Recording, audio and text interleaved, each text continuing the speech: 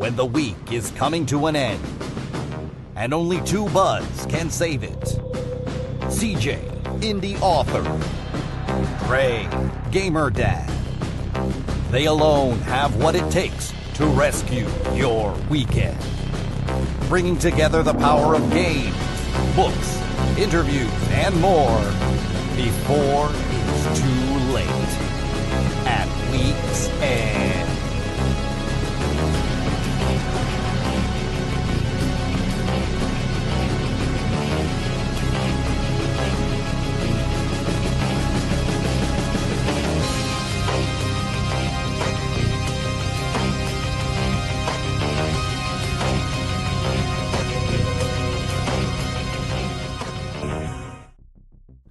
Whoo, does that intro get me fired up every time? Welcome back. Fire it up, fire it up. Welcome back, everybody, to another episode of At Week's End, episode 4. My name is C.J. Amato. I am a dark fantasy author. I am a chef. I am now a podcaster. I am here with my best friend and my co-host, GG gaming, streamer, podcaster, maintenance man, dad, gamer, guy, father, husband. These days, a full-on renaissance. I don't even know. It's just, you gotta just keep stacking up the hats and add the same pay.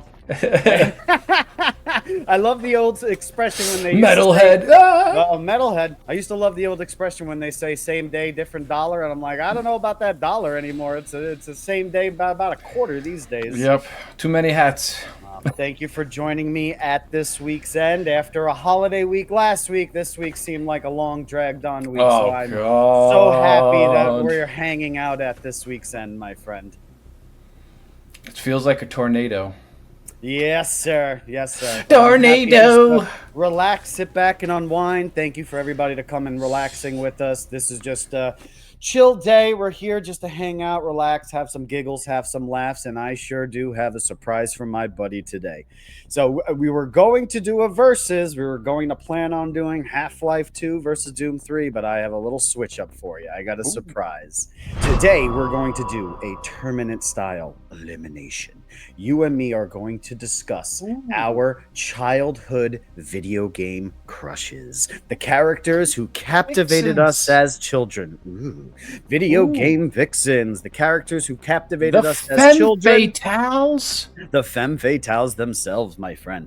So I have not told Dre about this. I have not told him the characters that I have put on the list. I picked some of our personal favorites. I picked some big favorites of the industry as well. If I don't happen to have one of your personal favorites on the list, I do apologize. Please comment down below who you think we missed out on and who should have been here, because there are a lot of people who could have made this list. And maybe we'll do a round 2. Maybe we will do a round 2. Championships. Vote down below. That's it. Yeah, we'll take our champion from here and bring them on to another bracket and see who wins that one. Vote down below if you think we missed anybody, and also comment down below and think how we did on this elimination challenge. Now, Dre, I picked out, like I said, some femme fatales from our childhood. I think some characters that we have some personal bond with, maybe some between you, some between me. This is our personal list, people. So, and we're going to eliminate one bracket style, tournament style. They're going to go down as we go on. I put all the names into a random placement generator, so where they're placed is completely random. And here is our list. Okay. Wow. Okay. All right. Man. This is our list, my friend. So on our left side of the bracket, and again in random order, we have Tifa Lockhart versus Lara Croft. We have Princess Zelda versus Chun-Li. We have Miranda Larson versus Ada Wong. We have Claire Redfield versus Cortana. And on the right side of our bracket, we have Liara Tassoni versus Samus. We have Triss Merigold versus Sonya Blade. Wow. We have Bastila versus Yennefer. And then we have Aerith versus Princess Peach. Some classic characters, some a little bit newer, but all from our younger years and all from our youth. So we're going to take this one at a time. We're going to go start on the left side of the bracket, go straight down, go to the right side, and then each winner will face off until we have only one left standing. Are you ready, my friend? I'm ready, man. This is he is flabbergasted. I'm just looking at the names. A lot of these are going to be some tough challenges and tough picks here. Some tough picks right here. Some fun femme fatales. So we're going to start off with our left side of the bracket, tell a little bit of history of how we know our characters and their why we have a little bit of an affinity for them.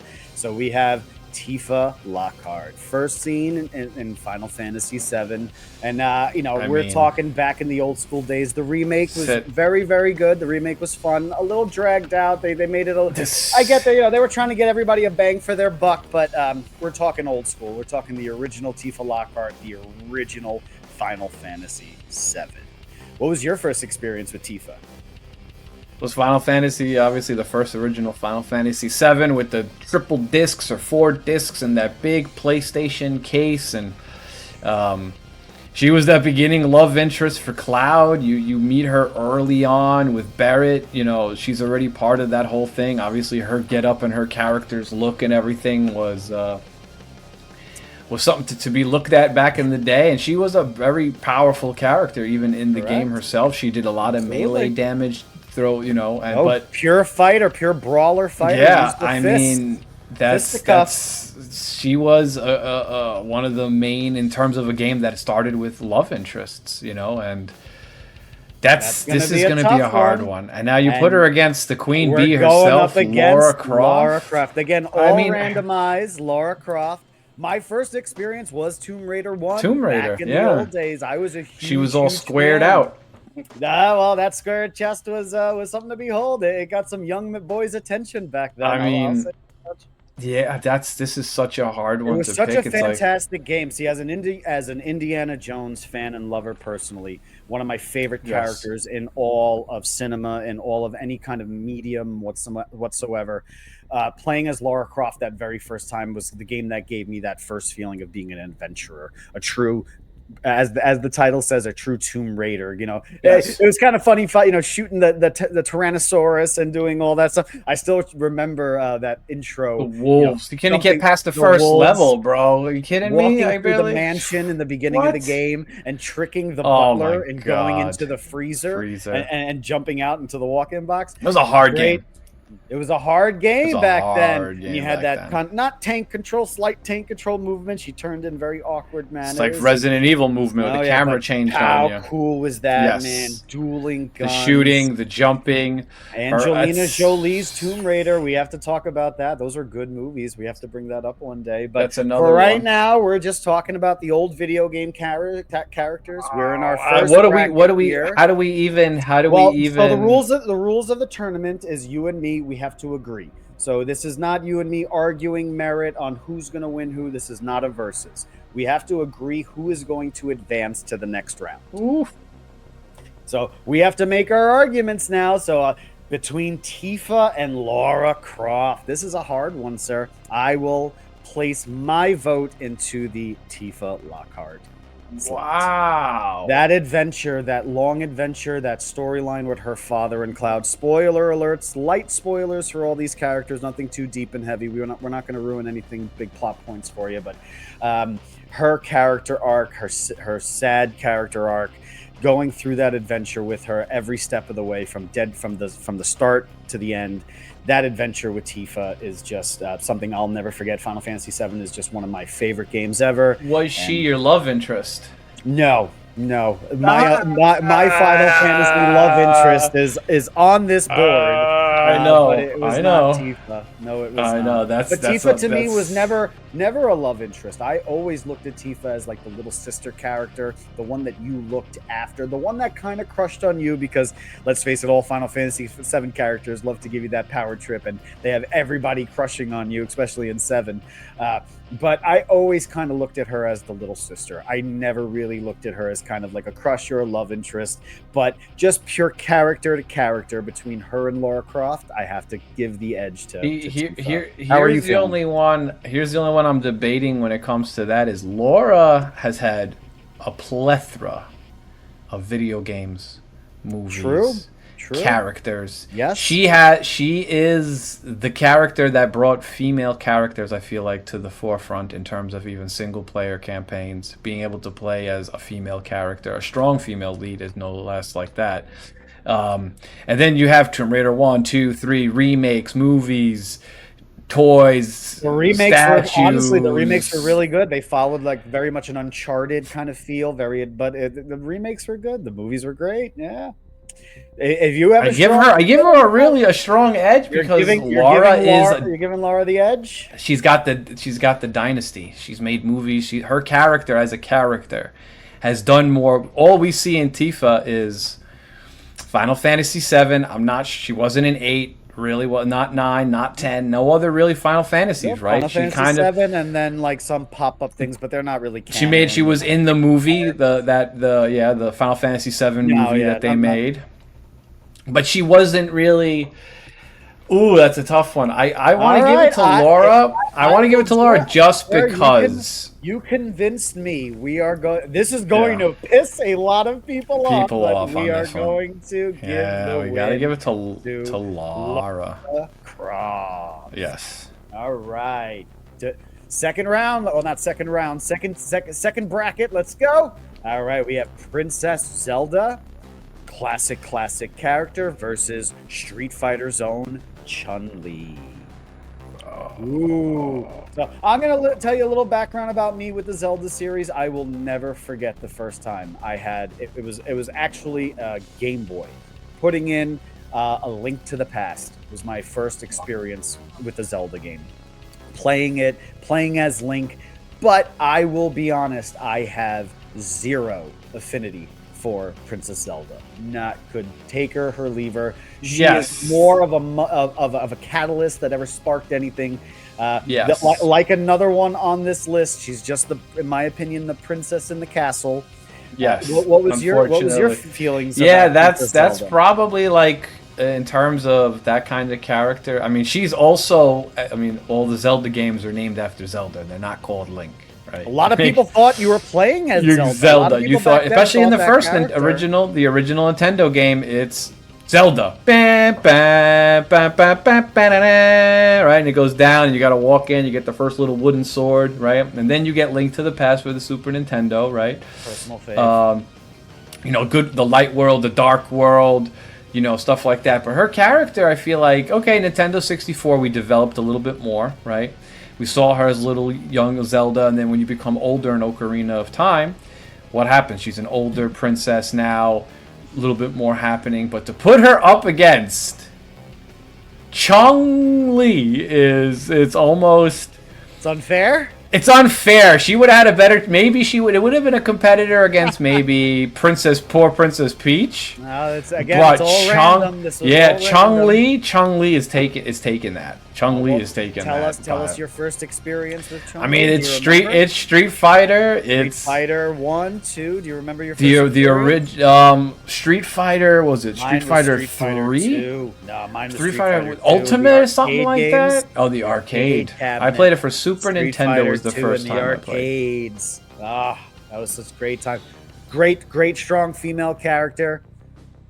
Though that flipping kick, that tornado. Oh, man. She's got the fast feet. Badass character. She's got. All right. Well, I think this one was a little bit easier than our first team up, than our first matchup. So yes, Chun-Li is bye Princess Zelda, and Chun-Li gets the victory. Yes. Here, this is a little bit of a tough one. So now, just to pitch out everybody, if they don't know who these people are, Miranda Lawson from Mass Effect 2, arguably the greatest game in the series. Really not arguably, probably, really the greatest game of the series, versus Ada Wong of Resident Evil 2 fame. My first experience with Mass Effect 2, I've played that game so many times. Yes. Miranda is actually a fascinating character. I did not like her my first time playing the game. I really thought she was a Cerberus pawn. I really didn't like her character, didn't trust her, didn't trust the elusive man whatsoever. But, on multiple replays, She's a badass character. Without her, Shepard would have never been brought back. She was in charge of she was the brainchild project that brought you back. And I really grew to trust her. The more I play the games, I really keep her in my party a lot. Miranda is a badass. She's got that badass seal of approval in more ways than one. No, exactly. She has assets in terms of that, just like Chun-Li. But this is a hard one. But Ada Wong from Resident Evil 2. See, here's the problem with that one is she's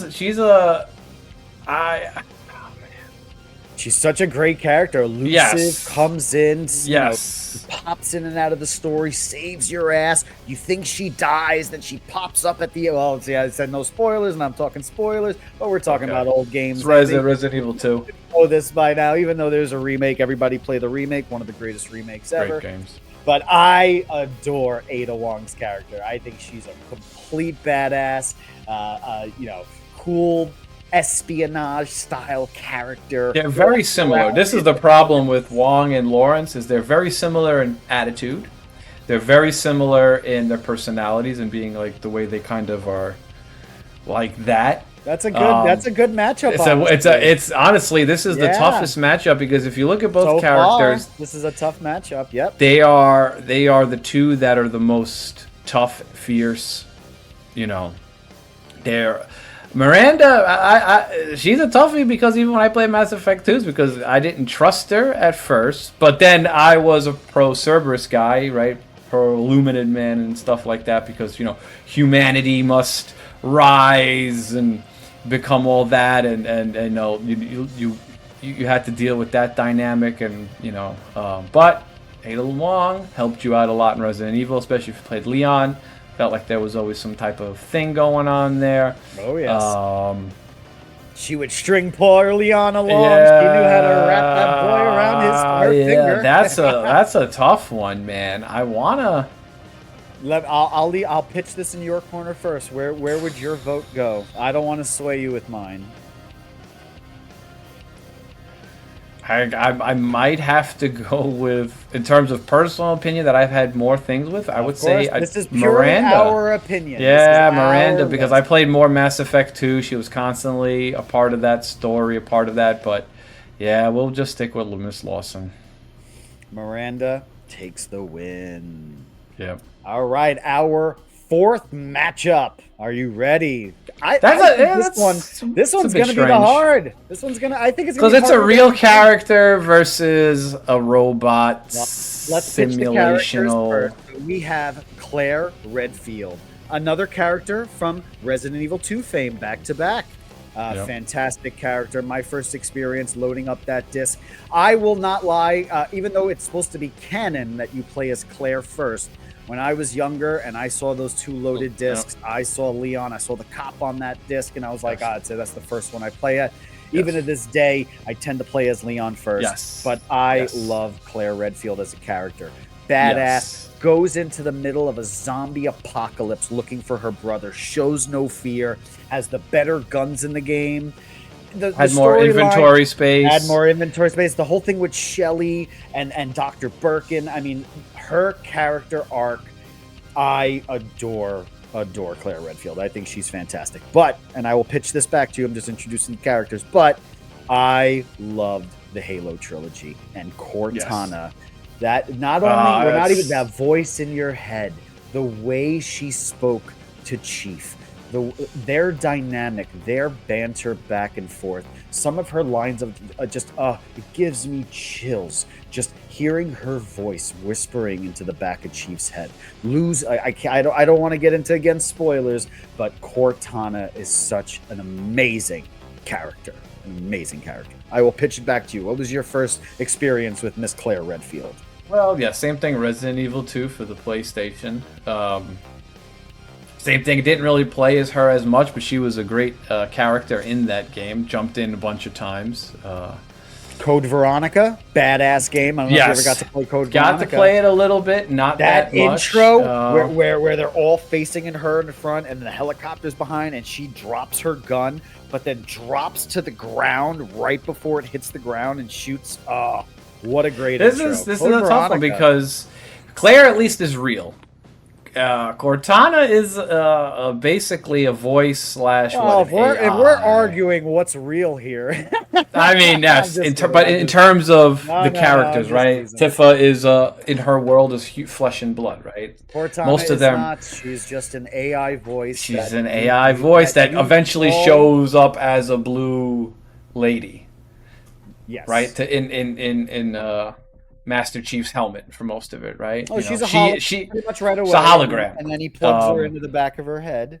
Now, I think she's a fantastic character. she Again, her is a speeches, fantastic her line, what she character, was but willing greatest to do for female her. childhood crush. It had to be. It was. We're going with I Claire. also, yeah, go with Claire because I also don't want to knock out another Resident Evil, and I think Claire can make it at least to the next round. Cortana, great voice, great everything else, but this is greatest female childhood crushes. I wouldn't, I don't, I didn't. It's a hologram, I would say. So I don't know. That's a bit.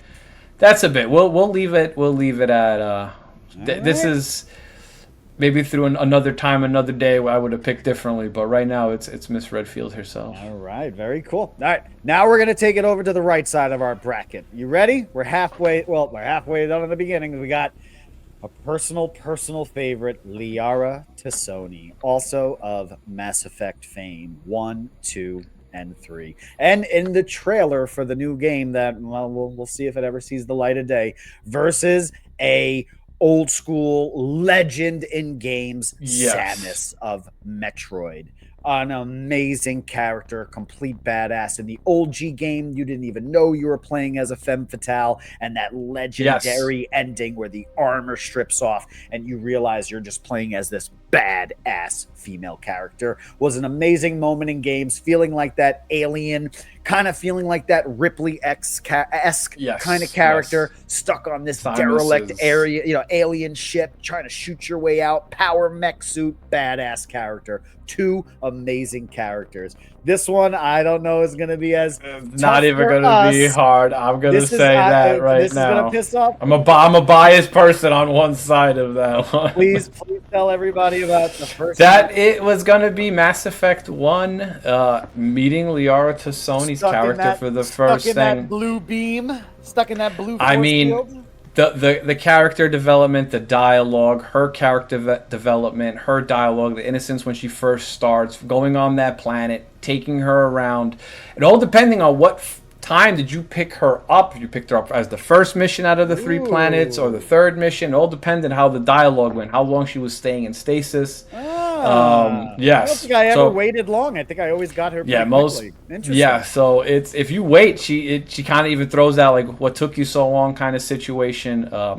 Obviously, in the Mass Effect game, she is the love interest, right? You have Ashley and you have then Liara Tassoni. If we're going from game 1 to 3, yes, they both disappear. And then I think in lore, but besides for a DLC, she's pretty much absent. Both of them are absent in game 2. Yes, completely. If we're talking about lore accurate, I would have to agree with you. But I think she has second game. They did add the Shadow. The DLC. Broker. It was a DLC, so you had to pay for it unless you got legendary editions and all that. The legendary edition that's out for PC, I highly recommend it. The entire bundle all comes together. 1, 2, and 3. We got to get this man to play it. I know he's already put a lot of time in Mass Effect, but he's got to. I probably played 9 or 10 times. He's got to put that on his stream. It's got to be up there for. Yeah, I'm definitely gonna try to. We'll try to do a Mass Effect. It's documented on the internet forever. But since Samus again from Nintendo, playing Nintendo, not knowing she was a female character until for me, it was the Nintendo 64 version of that game. Metroid 64. Finally, Metro 64. that was a great game. Impressive. I mean, the world development, her character development. But again, crushes for me. It's not even a no-brainer. It's to Sony. Sony probably. I don't want to predict it now, but it might be for me. It's Sony all the way to the finals, baby. But we'll see. We shall see. Let's take it to our next round. We have Witcher fame Triss Merigold versus from Mortal Kombat Sonya Blade. But Oh, what a fantastic matchup we have right here. We have one of the OGs of gaming versus one of the most explosive female characters ever. Playboy magazines. I mean, this girl was everywhere when Witcher 2 and 3 were coming out. It was insanity. She was treated almost like a real person. I was very much a Triss Marigold fan. During the Witcher 2 days, she was an absolute fantastic character. This is where it gets tough because Sonya Blade, OG, and I am a huge Mortal Kombat fan. I love the newer games. And she's had her movies, but now I don't know. Come on, Mortal Kombat, the OG '90s Mortal Kombat. I got to look up the actress's name. I'll pop it up. That Sonya Blade, she was fantastic. From Billy Madison, I forgot the actress's name. She was fantastic as Sonya Blade. Great movie. But please tell me what you're thinking about this matchup. All right. Well, first time meeting Trish, I played The Witcher 2 for PC. I remember it was the first time I got into the Witcher games, in the Witcher series, and before you only thing in The Witcher 2 you hear is Yennefer of Venderberg. You hear Yennefer, you never meet her. But you never meet her, right? And then here's Trish's character. Now again, love interest. If you wanted to go into love interest of her as the game went. How was her character development when you ran into her in The Witcher 2? Even in The Witcher 3, I feel like they did Trish better in The Witcher 2 than they did The Witcher 3. The way her character looked, for some odd reason, a little more of a different arc, I feel like, in that second game to the third game. When she went missing at the, again, spoilers, the second game, though, it's an old game. I spent so much time to make sure I found her. I mean, you have the elven bath scene with her and Geralt. I mean, that's a tough one. Sonya Blade is the killer's killer, right? She's the killer's killer. She is Mortal Kombat. Just Hadouken, all that fun stuff, right? But brawler, that fatality where she kisses you, sucks your bones out, spits them out. Yes, but again, we're going based on the greatest female childhood video game crushes. It's not based on this is the most bad character or this is the most this. Nope, so for me, it's back then watching Sonya is a big X. Yeah, that's not even. It's Trish the Dish. Trish the Dish. All right. Second to last matchup. Are you ready? Yes. So we have Bastila Shan from KOTOR, Knights of the Old Republic versus another Witcher famed character, Yennefer. Of Venderberg. Finally introduced in The Witcher 3 The Wild Hunt, but mentioned very, very heavily in the rest of the games. And as a big fan of the book series, I know this just truth be told between you and me. I have no love for Yennefer whatsoever. I actually purely dislike her character. On the other hand, she is okay. It's interesting. I will just say my little 2 senses, and I will rub those together, and I will pitch it. But I will never forget my first experience with KOTOR, waking up on that ship, not remembering who I was, and meeting Bastila for the very, very first time. An amazing counselor character, an amazing Jedi. To this day, probably my first video game crush was Bastila. I will have to say it was the first time ever playing a video game where I looked at the voice acting, when she's getting tortured by Malik, and you gotta the whole Revan story. There is no Revan story without Bastila. There is no redemption story without Bastila. She is it's a redemption story. If you do that, but the canon I think was hand in hand in the end and rule the Empire together. That's a tough one. And then Yen is I mean, you don't like Yen. She's a tough cookie. First game, she's a little bit more involved. Yen, you do have her in the first game. Second game, there's none. And the third game, she's a little more dead, right? But that's her character. She is kind of that gothy, dark, morbid character, right? She's able to bring people back from the dead. She uses more of the dark magic. She's got the dark hair and the I believe the purple eyes, like black hair. Everything is black on her, pale, super pale white skin, right? She is a dangerous cookie. If you watch those cinematics of that third game, she is a vicious. But yes, you kind of feel bad for Geralt. Geralt's Yen. And then Yen's like, whatever. But we don't know. I mean, he rode. Marigold. But he To me, it rode was the too it's jarring the because unicorn.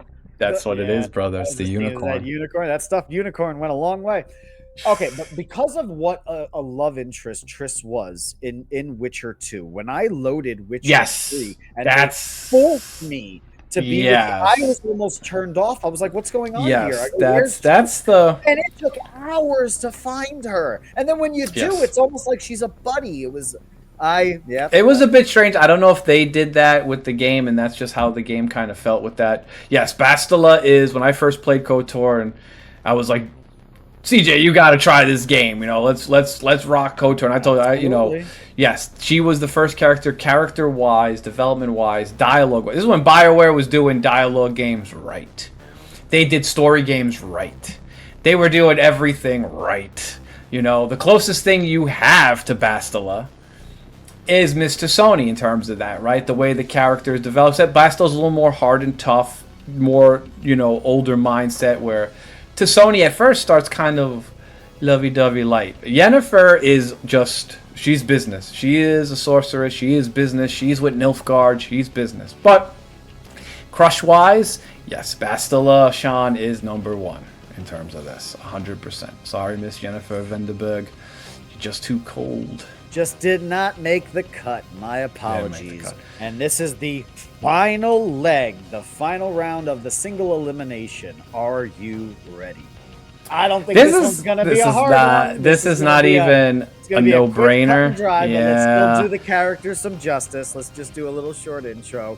We have Aerith. Argument about how her name is pronounced. Some people say Aerith. Some people say other things, but it is Aerith. Yeah, Ares.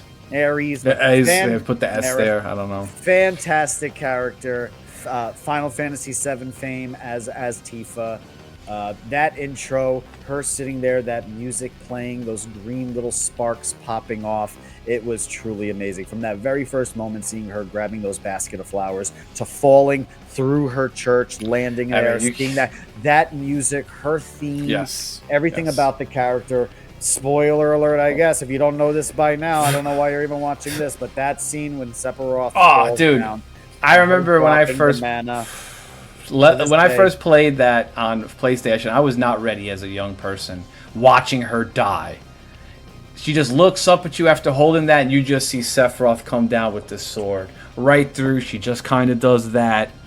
You know, the graphics weren't great. Drops the materia. This was called materia, right? And a famous, powerful one that everybody was like, "Oh, we want it." But no, that was probably the strongest intro. And then let's just jump to Peach. Peach is Peach. We got Princess Peach. You played Nintendo. You find out she actually never liked Mario. Princess is in another castle. I hate to say it. Mario. Yeah, from what I heard later on. From what I heard later on, they were never a love interest. So this is not even. This is. I hate to say this is like quick, cut and dry. This is a quick one. That's a quick one. Sorry, Peach didn't even have a chance.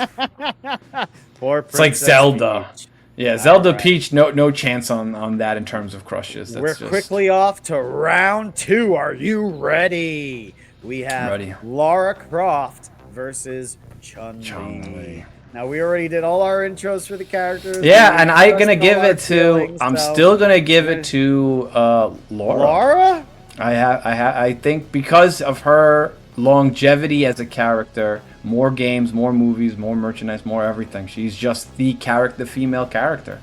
Chun-Li is just one of many characters, right? Street Fighter is Ryu, Ken, Guile. There's a lot of characters. Cammy. There's a bunch of other characters.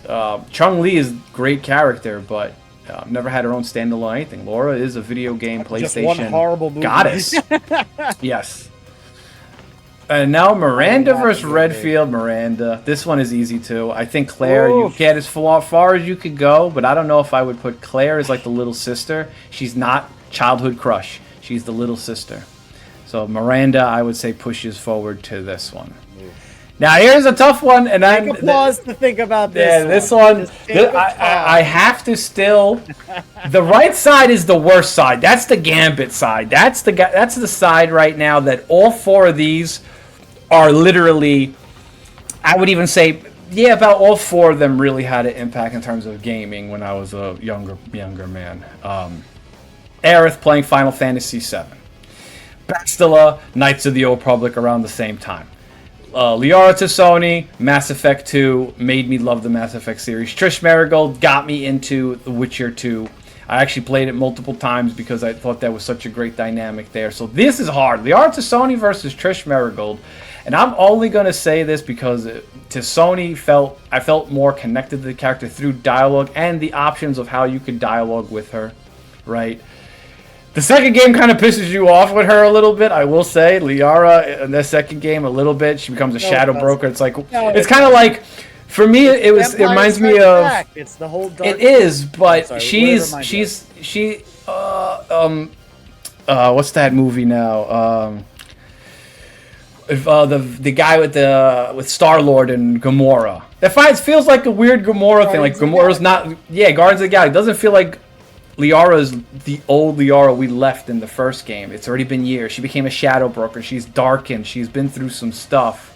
She kind of remembers Shepard, but it's like, okay, Shepard. Are you even the real you, Shepard? Yeah, you died. Yeah. Spoiler, yeah, you died, and now you're working with Cerberus, which is an all-human. Greatest intro to a video game. I mean, it's that's a long. I could talk about Tassoni for a while. Now, the only reason, just explain to the audience why I'm crossing out, is because I'm agreeing with everything Dre's saying. So yeah, that's a quick cross out for me. And then that's a hard one because I love Triss as this is the hard one.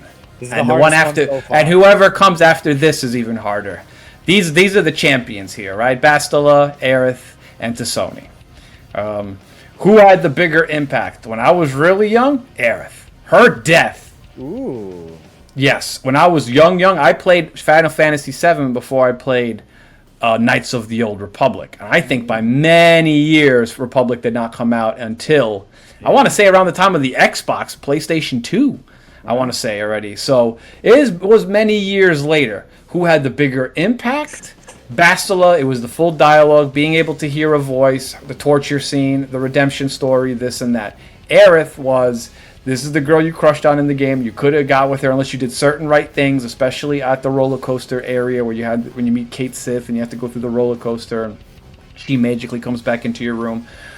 But her death is the one of the most times I ever dropped a controller as a young person. I want to say I have to remember what year, maybe 96, early 97, teenager, 94. I probably was 9, 10, whatever years old, 11 years old, right, for Aerith. That, I'm telling you, Aerith's death was like, messed me up there. I stopped playing for a little while after that because like I lost, first off, a cool character that I liked. Was getting into, yes, I had to read all the dialogue and I wasn't good trying to sit there. Sometimes I would spam through the dialogue. It was so much to read. The game was so captivating that it was. The motion now, itself. We are going to go with, on this one, I have to, it's I'll the let you know toughest if I of the tough. agree. I'll let The you toughest know. I will of the leave toughest. You to call yours first. Yeah, the toughest of the tough that actually made a big difference is still going to be Bastila. Ooh, as the crush, I agree. yeah, because it was the character you said crush, right? The whole thing is crush. Crush. This is a hard one. Yes, I crushed on Aerith in terms of her character, that beauty, right? Like you said, you're gonna make me put an X through her. Like that's a tough one. Like I said, no matter which one you pick, even if you say Aerith to the next round.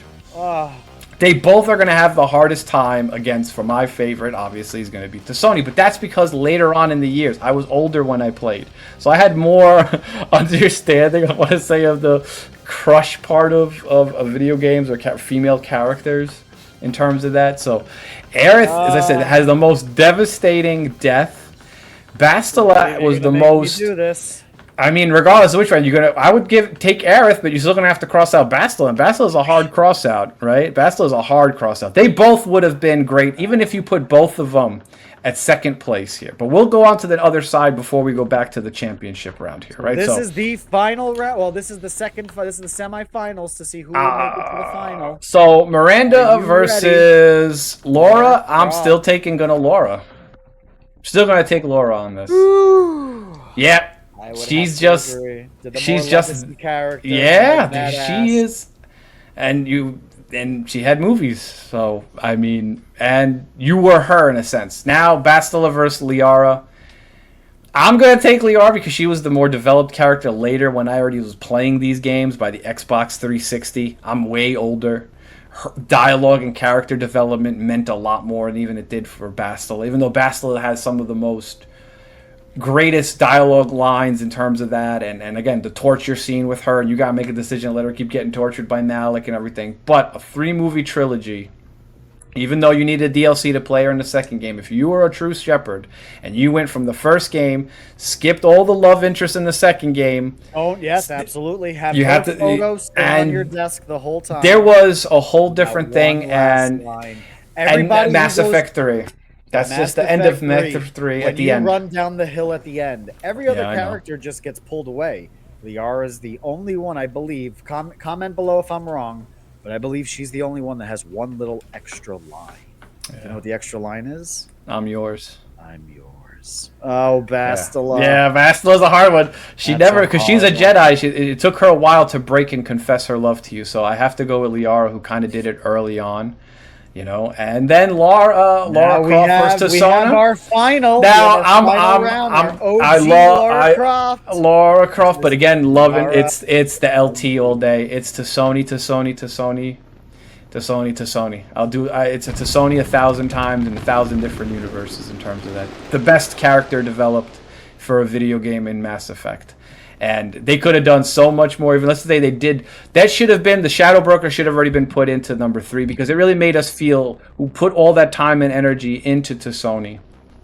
Now I will say in the first game I did let what's his name die, Caden die, because I felt bad for Ashley. Just couldn't let Ashley die, right? But in terms of that, no, to Sony, her character, her dialogue, the innocence in the first one, seeing her develop by the second one and by the third one, and even at the end, let's just say you mess up and Reapers still win. She's the only one at the end of the secret ending that you can have that's in a hologram saying we failed and the Reapers have won, but this is what it is. You know, that's a tough one, and it's that ending of yours. Liara to Sony. We gotta put a picture of her everywhere. To Sony, Manoni. There we go. Big old celebration, whistles and bandwagons. That was our first CJ and Dre elimination tournament. I hope you had fun. Yeah, I hope you enjoyed that. That was a good one, man. I will say that was a tough one. If they were more separated, it would have been a different coming in, but that right side was stacked. The right side was stacked, bro. Like that's a tough one. Well, but Mr. CJ, down below if you think we missed anybody, if we had a favorite. Who do you think we didn't comment? Did we mess can beat up? to Sony?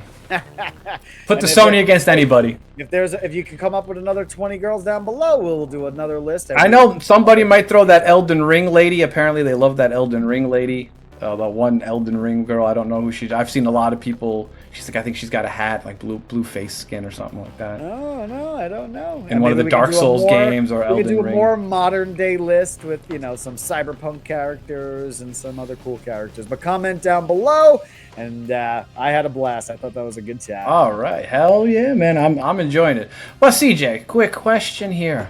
Yes, sir. How has been your book writing journey, and what made you even start writing books? I see all those books constantly in the background there. Give us, the audience here, what in the mind of Mr. CJ, the author, what got you into writing books and books just now in general? Because I'm not a big reader. I don't read books. Like, I've read a handful of books. I tried Interview with the Vampire. I read up to 3 of those books, and I got Anne Rice. 3 of the books. Somewhere. Yep, and then that was it. And then I tried Lord of the Rings, couldn't do it. Tried Game of Thrones, couldn't do it. So, off to you, sir. Well, that's a very, very good question. Actually, I was not a writer growing up. I loved film. So growing up, I did a lot of, I think you should remember this, I did a lot of script writing when I was younger. I would torture my friends and make them do little movies, little shorts. I would embarrass them totally, and they did it all with grace. And I appreciate everybody for humoring me back then, because I would drag around my little camera everywhere. And I loved writing scripts and doing things like that. But honestly, I really wasn't a writer. I'm in my professional career, I'm a chef. I work in the food industry. So it was I found myself in 2017, and I opened a restaurant. Actually, I started a pizzeria. It was a wing shop right in Queens over here in New York. And things were going well for a couple of years until all of a sudden we hit the dreaded 2020. And we all know we can't say it because we don't want to get demonetized on YouTube and all that stuff. But something bad happened that year where it put us all into in a hole pretty much. We were all just kind of locked up, not being able to do anything. And all of a sudden I found myself sitting around with a lot of time on my hands, sir. And I don't know what, a lot of people say this on creativity and where ideas and where stories come from. But truthfully, I don't know where it came from. I had this overwhelming urge to tell a story. I sat there and I just started writing. It kind of just poured out of me.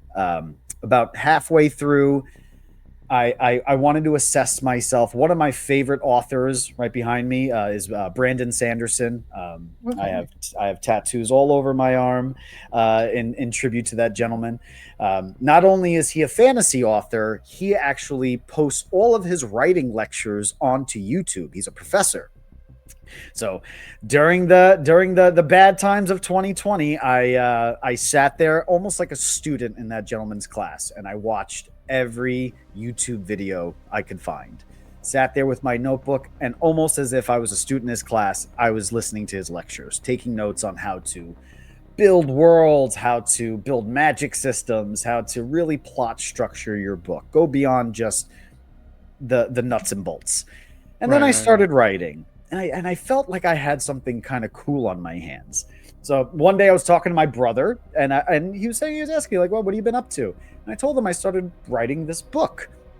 And he's like, oh, that's pretty cool. And as the universe does, sometimes it just doors open for you. He had mentioned that he had a coworker who left the banking industry to go become an editing coach, a ghostwriter, an author coach, and an editor. And I was like, wow, that's interesting. I go, you know, he gave me his number. His name is Matt Harms for Pen for Hire. I'm gonna put his ats down below and where you can find him, because he's a fantastic gentleman, a pleasure to work with. And I spoke to Matt honestly with the original idea of maybe having my book ghostwrited. I had this really cool idea for a story, but I didn't think I had the actual capabilities of writing it. I'm like, I can't do it, but maybe somebody else can write it for me. So I had sent him over a couple of sample chapters. We connected on a Zoom meeting, and he's like, you don't need a ghostwriter. He goes, you need like a coach. You need a writing coach. To this day, I mean, Matt is my man, and I can't wait to tackle the next project with him. So he became kind of like my writing coach and my editor. So we had this fantastic back and forth. It took me, I want to say a year or two to only write half that book. And then I wrote the other half of the book just within a couple of months with Matt's help. Going back and forth, creating my very, very first book, Hymns from the Lighthouse, Dig My Grave. It's a dark fantasy. I'm absolutely thrilled with the way it came out. I am very, very proud of it. Also an audiobook, correct? Also an audiobook. What a fantastic process. I really hope to get one of my narrators on an interview. We're hopefully trying to get that locked down very, very soon to have a cool conversation of actually how the audiobook came about. But I'm very, very, very proud of the audiobook. It's a dual narration. Please go check it out. If you have Audible, the first chapter is up on YouTube, on my YouTube channel, CJ Amato Author. And I'm very, very happy with how that came out.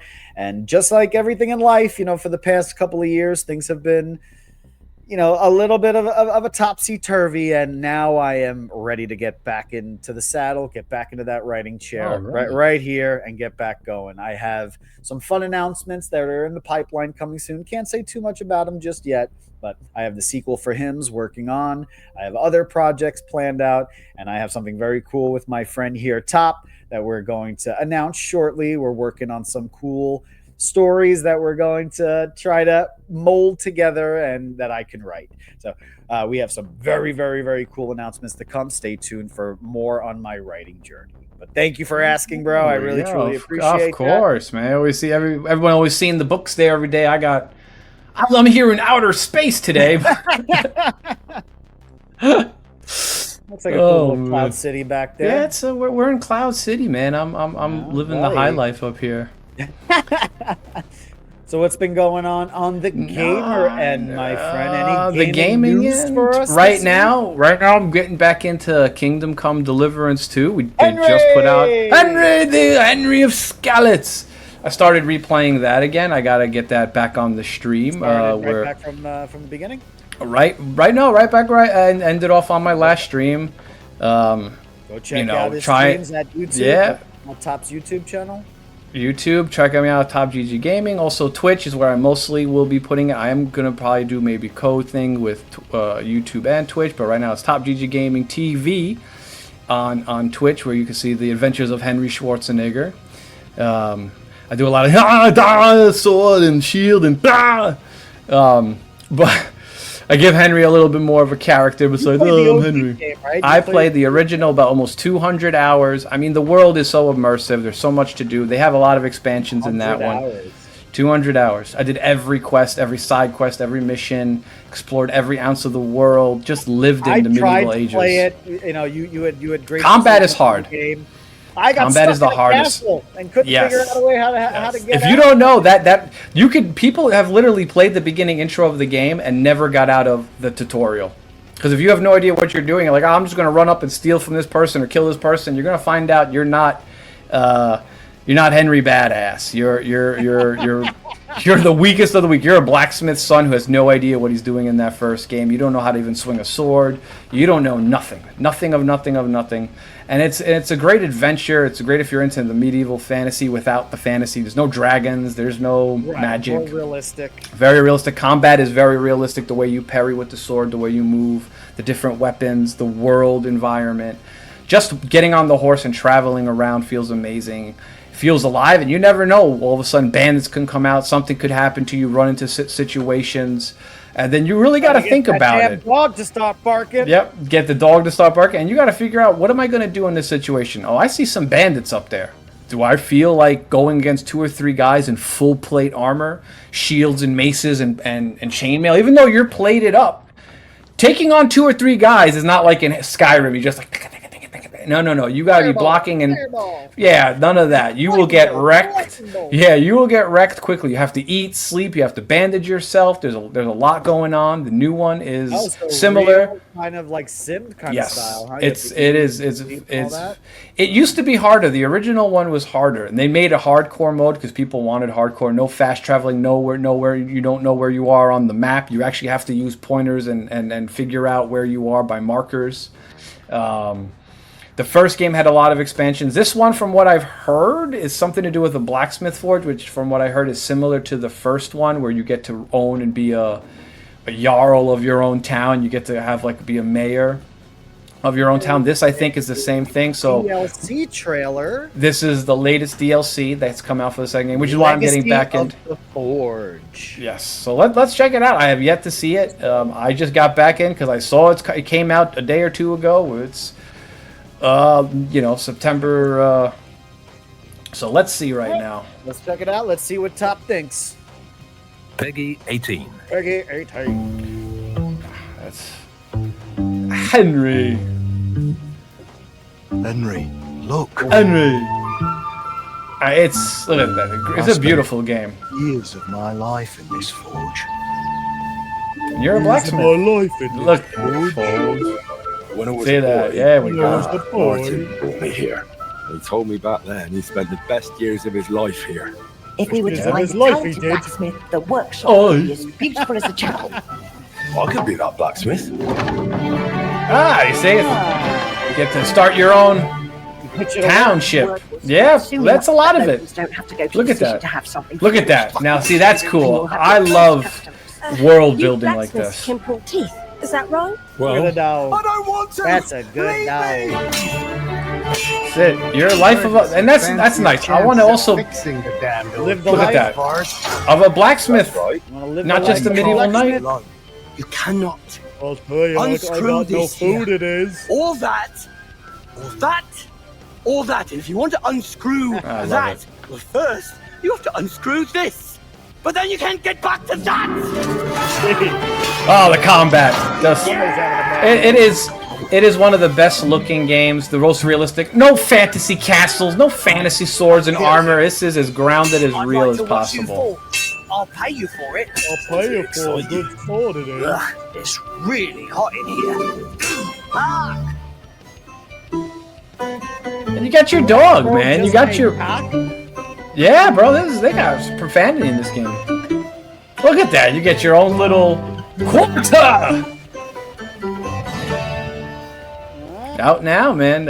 I'm waiting for it. I'm gonna catch up to it right now. I think it's only like $14, $15 for a full expansion, a big DLC chunk. So it's very well priced. Adds a lot to the story besides the main quest, obviously, and then you get to spend some of your groschen on something here. So I did a little bit of yeah, it's your money. You get to spend some money on upgrading stuff because you eventually will get a lot of money in this game and not know how to dump what to dump into. You know, but that's a big part of it. Is the crafting is very it's your dog, sir. That's your dog. That's your dog. That's Hound. You know, very cool. Yeah, I as I said, I love it. Going back and playing one and doing all that again. Here's the thing: one can still hold up to its own. Maybe not as graphically as impressive as this. Combat is a little more clunkier, but the story in the game is still great. I would say if you can play an older game, check it out. It's been updated and stuff like that, but it's an older game and maybe 8 years old in comparison now. The graphics are, not as nice, but the game is amazing. Like I said, 200 hours on Steam.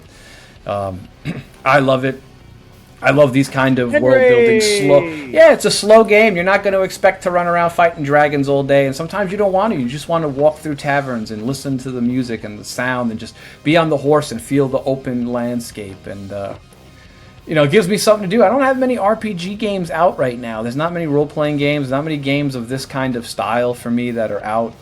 I'm still waiting on Bloodlines 2, The Masquerade, for the last 20 years since this first one. The second one on Steam, when it came out for the Source engine.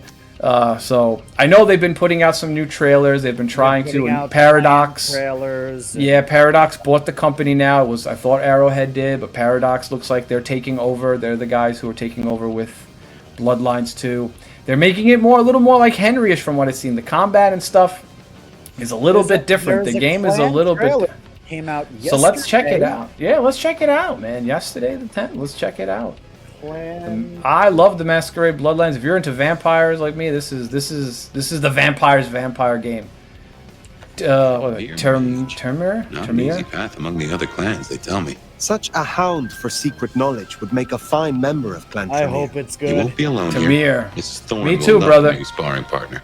I run a flea circus, which I is love really these just games. a front for my secret human Being a butchery vampire, service. being And in able my spare to time, live that I life like to of a build vampire tiny is- castles out of the teeth of my victims. The whole idea of the Excuse clans me, and I everything. run Oh. this shop and answer I loved stupid it. questions. If you never played My Bloodlines child 1, has a check it warlock out. of her own, It's a hard to frazzled, play now with a lot of processing, updates and patches, positively but impossible, always with her nose in some dusty tone. Well, she gets absorbed when she has a project. Am I one such project? I hope that's not Yeah. a problem. I can They have a see lot of you two unofficial working patches. closely together. You cared for him. if it looks like this, Unusual. it's Paradox. Distract me, perhaps? A Tremere sorcerer wants forbidden tome from the Elder of Seattle. Paradox, I think I they am to have. be They're like the perhaps Ratchet and fetched. Clank guys, No. and I think that's their studio, if I'm not Yes, we put it mistaken. like that, but I you'll know they've find been us more around for a organized while, than other Paradox clans. games. At least those of us that honor the old ways. Blood curse. That's the real secret to longevity. She Rorschach that guy. That and wielding enough blood sorcery to turn your enemy's innards to outwards, of course. Innards to outers. This is a meeting for true kindred. All right. Remember the darkness? That move right there looked One like of those darkness. intellectuals, aren't you? Oh, but that's where you're wrong, dearest. Okay. You, Tremere, I have got some never different kinds of loved enemies. Look at these freaking like zombie kind of vampires. Yeah, they're probably familiars, but yeah, it looks like they've been in a lot of different strategy games. Overlord, City Skyline, Paradox. City Skyline. Yep. So they did a lot of Xbox 360 games back in the day and stuff like that. So we'll see now. They done trying to look at some of their games Graphics are here. Very, very impressive. And look, you could do some really cool customization, it looks like. Some of these moves though look really badass. But you remember the game Yes. The Darkness? Yes. Jackie. Like some of these moves look straight out of The Darkness, like this blood move over here. Yeah, so it's Paradox. It's supposed to. They're starting to show trailers. There's a pre-bio it. So Paradox is taking it seriously. Looks like in terms of putting this out. Like they put out Europa. They have a lot of strategy games and games like that. So this is going to be a very weird departure for them in comparison to Crusader Kings. It look like they're probably some type of maybe Gangrel, or they're one of those Nosferatu style. Hearts of Honor, Crusader Kings, Stellaris. These are a lot of RTS. So this is going to be interesting. An RTS company who makes those style games is now picking up Bloodlines, and I think they're doing it with another company as well. So we'll see. This is going to be a very interesting. Right now, there was already a little debacle with pre-orders. They kind of refunded some money because they were doing DLC, first day DLC for 2 clans, and then people are like, "Yeah, I'm not paying for clans," and they're like, "Okay, we'll give you money back and we'll put them in automatically." Money sometimes becomes a big thing with these companies, is why a lot of them fail. Kind of had the same problem with Bloodlines, the first one. They tried to come out with Half-Life 2 and Counter-Strike Source. They came out with all the Source games in one shot. Let's put our game a month or 2 later after Half-Life 2. It's like, dude, what were you guys thinking? Stay there, make the game a little better. Wait for Half-Life 2 to have its time in the sun, and then say we're another game that uses the Source engine. Here's our game. But the money was not coming in now. There was a lot of politics when it comes to, obviously, video games. It's just what it is. Silicon Knights, who made the Legacy of Kain games, they went under. Then another company took them over to continue those Soul Reavers and stuff. So fingers crossed. I'm a big vampire guy. I love those kind of games. I love the first Bloodlines, even though it was clunky and ugly and horrible. But you had these crazy characters. This lady with like two personalities switching. The twins. The twins, yeah. And then you had different abilities depending on your clans. You had the blood magic. You had the Gangrel, which are more like the rugged street guys. You had Nosferatu, who had to use underground tunnels and sewer systems. The dialogue was fairly good. The game could have been a really good masterpiece of a game, but it just fell a bit short. Unless you were really into vampire stuff, that's a hard one. Henry 1, you can go through and play Kingdom Come 1. Bloodlines 1 is a tough one. You have to really be into that to kind of be like, yeah, I want to kind of go through that game.